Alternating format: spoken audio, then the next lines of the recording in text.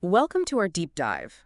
We're tackling Rich Dad, Poor Dad today. Oh, yeah. This one always gets people talking about money, doesn't it? It really does. And whether you're about to make a big financial decision or just kind of curious about building wealth, Hopefully this deep dive will give you some things to think about. definitely. So to start, let's talk about the foundation of this whole thing, Kiyosaki's two dads. Yeah, the two dads. It's interesting. He had his biological father, the poor dad, who, did everything the traditional way. Oh, right, like get good grades, get a good job. Exactly. But his friend's father, the rich dad, had a completely different perspective. Yeah, he was all about financial freedom. Yes. Creating assets and making money work for him, not the other way around. And that brings us to one of the most famous quotes. Well, yeah, the one about the love of money versus the lack of money being the root of all evil. It's such a stark contrast. Having those two viewpoints side by side must made Kiyosaki question everything he thought he knew about money. Oh, absolutely. He had to choose his own path. And that's what led him to the core argument of rich dad, poor dad. The traditional education system just doesn't teach us about money. Right. How many of us heard, stay in school, get good grades, get a good job? Did anyone teach us about managing money or investing? Not really. Or even what an asset and a liability are? Kiyosaki says schools prepare us to be employees. Yeah, we learn to work for money, but not how to have money work for us. Well, like his rich dad always emphasized. Yes. And then there's the story about the 10-cent an hour job. Yeah. It seemed like exploitation, working at a convenience store for practically nothing. But it was about creating that frustration deliberately. His rich dad wanted them to experience that feeling of being trapped, So they'd be motivated to find a different way. Exactly. It was about understanding that you have a choice. You can keep working for money. Or have money work for you. Exactly. And that's what Kiyosaki sees as the essence of financial freedom. Which leads us to another big concept in Rich Dad, Poor Dad, the rat race. Oh, that's a powerful image. That endless cycle. Work, pay bills, repeat. And it's all fueled by that fear of not having enough. And desire. Always wanting those things that will supposedly make you happy. But they end up keeping you tied to that cycle, right? Totally. Kiyosaki even uses that example of the store owner, Mrs. Martin, to illustrate this. Oh yeah, she works incredibly hard, but she's still trapped. And one of the reasons people get stuck, he says, Right. is because they misunderstand assets and liabilities. And here's where things get tricky, because it's not the traditional definition. Right. Kiyosaki's definition is all about cash flow. An asset puts money in your pocket. A liability takes money out.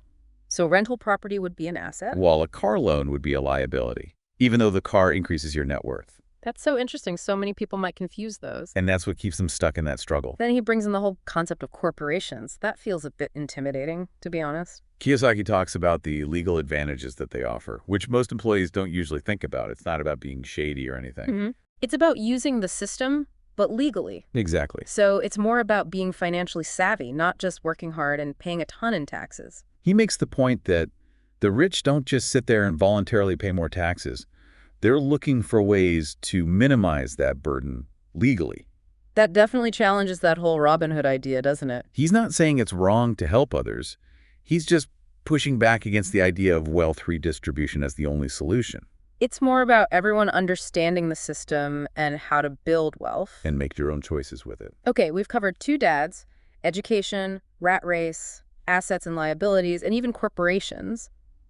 But there's still so much to unpack. There is. We've got to talk about that cash flow board game. Oh, yeah. What is that all about? It's more than just a game, right? Right. It's this financial simulator. You practice making real-life money decisions. Exactly. But in a safe environment. It teaches you about cash flow, assets, and how to escape that rat race. That's pretty clever, putting his theories into practice, but without risking real money. You can test out strategies and see what happens. And it gives you personalized feedback. Wow, that's really cool. It helps you see your financial habits and biases. So it's like holding up a mirror to your money mindset. Exactly. And it all goes back to developing your financial IQ, which is something Kiyosaki talks about a lot. That's more than just being good at math, right? Right. It's about understanding the whole financial system, all the pieces. He highlights accounting, investing, markets, and even the law. Yes. Those are the key skills for building financial intelligence. So it's really a multifaceted approach. It is. It's about understanding the bigger picture, not just your paycheck. And Kiyosaki also talks a lot about fear and laziness, which is so interesting. It's not just about numbers, it's about mindset too. He believes that managing fear and overcoming laziness are crucial to financial success, just like any technical skill. Which makes sense. We all feel those fears, but how do we turn fear into something that helps us move forward? Kiyosaki advocates for paying yourself first. I've heard that before, but to be honest, I never really got it. It means prioritizing saving and investing before you pay your bills. So you're forcing yourself to earn more because you've already committed part of it to the future. Exactly. Shift your priorities. Create a sense of urgency about your financial future. I like that. And another big part of his philosophy is about continuous learning. Oh, right, and finding mentors. He's all about seeking out knowledge from people who've already achieved what you want. And he shares that story about the $385 real estate course that ended up earning him millions. Talk about a return on investment. He also talks about finding experts. Like a good broker who can make you money while you're busy enjoying life. Exactly. Then there are the 10 steps to awaken your financial genius. It's like Kiyosaki's roadmap for developing that financial intelligence. They're like a condensed version of his whole philosophy. Stop doing what you're doing if it isn't working. Choose friends carefully. Be an Indian giver. Teach and you shall receive. What did he mean by Indian giver? It's giving something away to get something even more valuable in return. Oh, I see. Strategic giving. Exactly. He's piquing the reader's curiosity and encouraging them to explore the book further. It's like he's saying, okay, now you have the tools, go build something. Right. It's inspiring, this idea that anyone can achieve financial freedom. It's not a get-rich-quick scheme. It's about shifting your thinking. Developing skills, taking control. Working smarter, not just harder. Which is ironic considering that 10-cent job, he literally had them working harder for less. Remember, the point wasn't making money. It was the lesson about financial independence. To question that traditional path, Right. It's like he's saying, hey, if you're working this hard, make sure it benefits you. Yes, build your own asset column, your own income stream. So we've talked a lot about concepts, but what about Kiyosaki's actual advice? Oh, he has a lot of practical tips. For example, he says to mind your own business. Wait, what? Doesn't everyone already do that? He means business in a specific way.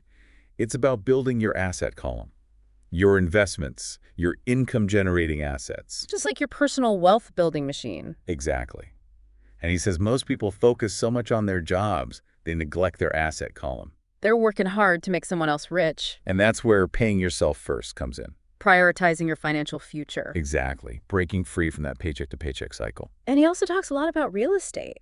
He seems to think it's a great way to build wealth. He's a big advocate for it. Yeah. Passive income, appreciation, tax advantages. But he acknowledges it's not for everyone, right? Like when he jokes about those who say, I don't want to fix toilets. He's challenging those limiting beliefs. You need to be willing to step outside your comfort zone. You can't let a toilet stop your dreams. Exactly. Focus on the big picture. Finding solutions. And he really emphasizes overcoming fear. Absolutely. Fear can be paralyzing when it comes to money. He talks about reframing it. Use it as motivation. Even using the example of Texans and the Alamo. They don't bury their failures, they get inspired by them. Turning losses into rallying cries. Powerful imagery. Turning setbacks into fuel for future success. Exactly. Adopt a fail-forward mentality. Embrace mistakes as opportunities. Like Thomas Edison and his 1014 ways that didn't work. Love it. It's about changing your perspective. Setbacks are just stepping stones. And of course, Kiyosaki talks about finding mentors. People who've already done what you want to do. Attending seminars, reading books, even being an Indian giver, as we said. Right, creating those win-win situations. Leveraging expertise to grow faster. So it's not just about taking, it's about contributing and building those relationships. Exactly. And then there's this idea about working for a corporation versus working with a corporation. Oh, that's a key difference. He's not saying everyone needs to be an entrepreneur. But we do have choices. We can be an employee or leverage the power of corporations. He talks about the benefits of owning your own corporation, the tax advantages, asset protection. It's about being proactive and strategic. Don't just accept things as they are. Use the system to your advantage. And ultimately, empower yourself to create the life you want. It's funny how Kiyosaki seems to contradict himself sometimes. Like with that 10-cent job. Right. On the one hand, he's all for financial freedom, not depending on a job. But then he has those kids working for practically nothing. Remember, that job wasn't really about the money itself. It was about the lesson. Pushing them to question the usual path. Showing them there's another way to create a life where you're not trading time for money. It's like he's saying, if you're working this hard, make sure it benefits you. Build your own asset column. Create your own income stream that works for you. Exactly. And that really resonates with people today, especially with so many feeling trapped in jobs they don't love. It's about taking control, not being defined by your job or your paycheck. And while his methods might not be for everyone, there's no denying he's made people think about money differently. Question the status quo. Take responsibility. So agree or disagree, Rich Dad, Poor Dad definitely gets you thinking. And in a world where financial literacy is so important, that's pretty valuable. Definitely. Right, absolutely. And one of the ways he illustrates this is with the story about the two contractors and the water pipeline. Oh, yeah, the one where one guy's hauling buckets back and forth all day. The other guy's building a system to deliver the water more efficiently. Right. Such a good analogy for working for money versus having money work for you. The bucket guy is stuck in that rat race, limited by how much he can physically carry. He's only getting paid for the time he spends working. Exactly.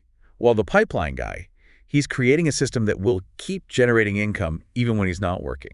It's the difference between trading time for money and building a system that runs on autopilot. And Kiyosaki says anyone can build that pipeline. It's about mindset, financial IQ, and taking action. Which brings us back to those 10 steps. It's like his roadmap to breaking free. I think of them as a cheat sheet for building wealth. Practical steps to overcome those internal barriers that hold people back. You can't deny Kiyosaki has had a huge impact on how people think about money, even if some of his ideas seem a little out there. He's definitely sparked a conversation about financial literacy. And challenged the status quo. Inspired people to take control of their own financial futures. At the end of the day, isn't that what it's all about? Not just making money, but having the knowledge to create a life of abundance and freedom. Having control over your time, your income, your destiny. And Kiyosaki stresses the importance of financial education. He even breaks down specific skills. Oh yeah, the 4 pillars of financial intelligence. Accounting, investing, understanding markets, and the law. I find it interesting how he includes the legal aspect. Most people don't think about that when it comes to personal finance. But it's important. He's not saying to find loopholes. He's saying you need to understand the system to make smart decisions. So it's about protecting your assets legally, minimizing taxes, using the system to your advantage ethically. Exactly. And that's where mentors come in. Surround yourself with people who've already done what you want to do. He talks about seminars, books, and being an Indian giver. That one's a bit tricky. Remember, it's not about taking without giving back. It's strategic giving.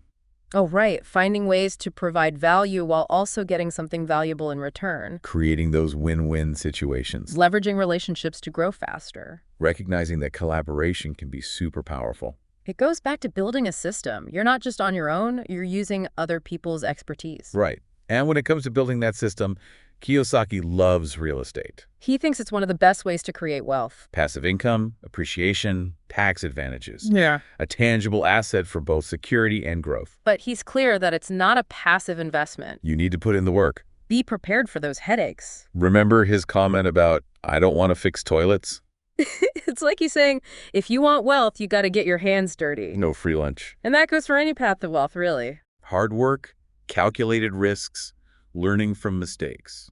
And speaking of mistakes, he talks a lot about overcoming fear, especially the fear of failure. He says it's a huge obstacle for a lot of people. Totally relatable. Fear of losing money, making the wrong choice. Kiyosaki says to reframe that fear, see it as a motivator. He uses the Texans and the Alamo example. Not burying failures, but being inspired by them. Turning losses into rallying cries.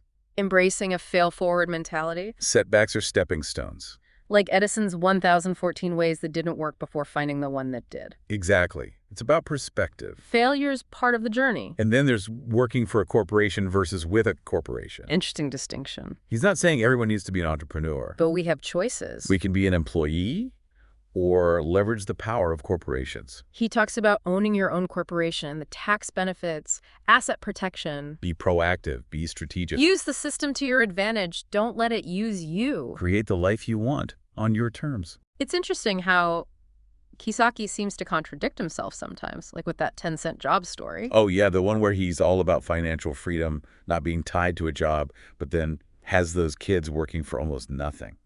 It seemed a little off. It wasn't about the money itself, though, remember? It was the lesson. The importance of financial literacy. Creating your own opportunity. Questioning the traditional path. Showing that you can build a life where you're not always trading time for money. Like he's saying, work hard, but for yourself. Build your own asset column, your own income stream. That really speaks to people today. So many feel stuck in jobs they don't like. Kiyosaki's message is about taking control. Creating a life where your job and your paycheck don't define you. And although his methods might not be for everyone, he's made a huge impact. He got people talking about financial literacy. Encouraged people to take charge of their finances. And that's powerful no matter what your situation is. Right. One of the things that really hit home for me in Rich Dad, Poor Dad is how much Kiyosaki focuses on mindset. Oh, absolutely. It's not just about the practical stuff. It's about how you think about money. Like he challenges all those beliefs that keep people stuck. The ones that keep them in that rat race. Like you need a high-paying job to be wealthy, or that money is evil. Yeah, those are big ones. He wants you to think more like an entrepreneur. To see opportunities, not just obstacles. And to believe in yourself, that you can create wealth. He really emphasizes that financial freedom is not just about having a lot of money. It's about having choices. Having the time to live the life you want. Control over your time, your income, your future. It's not letting your job define you. And Kiyosaki lays out a path to that freedom with his 10 steps. Oh, right. Those steps to awaken your financial genius. Like a blueprint for building wealth. Overcoming those fears and laziness. Finding good mentors. Developing your financial IQ. He says stop doing what you're doing if it isn't working. Choose your friends carefully. Be an Indian giver. Right, we talked about that one earlier. Finding those win-win situations. Leveraging the expertise of others. He also says, teach and you shall receive. A really interesting concept. The idea that teaching others helps you understand better. And might even bring more abundance into your own life. A great example of that in the book is the 10-cent job. Oh, right. Not about the money itself, but the lessons. The value of hard work, thinking differently. It showed him there was another way to build a life. One where you're not just trading time for money. Exactly. And Kiyosaki also pushes the importance of actually taking action. Yeah, you can't just read about this stuff. You have to put it into practice. Get in the game, he says. Start investing. Build those assets. He even says to make mistakes. Don't be afraid to fail. It's how you learn. He uses that Monopoly analogy. You don't learn by just reading the rules. Right. You got to actually play. And that's what financial freedom is all about, right? Having choices. Living life on your terms. It's having the time to do the things you love. Spending time with family, traveling. Or just relaxing and enjoying life. It's not letting your job or your paycheck define who you are. And Rich Dad, Poor Dad gives you the tools to get there. So if you want to take control of your finances in your life, I think this book is worth a read. It's a challenge for sure. It might push you out of your comfort zone. But it really could change your life. And that's what a good deep dive is all about, right? Absolutely. Expanding your horizons, thinking differently. Well, thanks for joining us on this journey into Rich Dad, Poor Dad. It's been great diving deep with you. And until next time, keep learning, keep growing, and keep diving deep into the things that matter to you.